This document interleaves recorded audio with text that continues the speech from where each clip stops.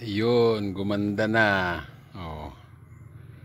Pagkabomba ko nung pamatay peste. Gumanda na siya. Susunod pataba. Ayun, pinakamaganda oh. Yung palaya. Lumaki na rin yung bayabas. Ayun, malaking bayabas. Mumulaklak na rin.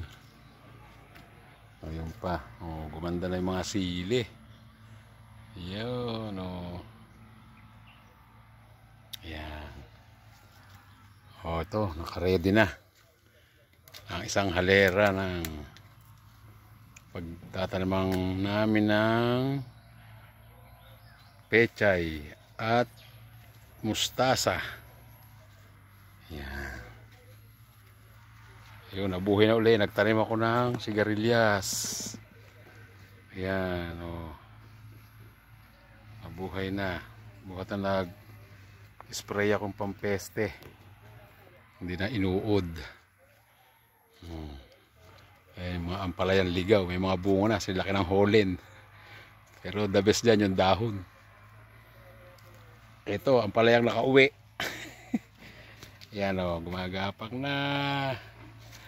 Ayan na, lapit na yan. Oo. Ito, nabubuhay na yung bataw. Ayun o, meron na. Ayun. Pero yung iba dyan, wala pang dahon. Tulad niya, no? Kinain lahat to.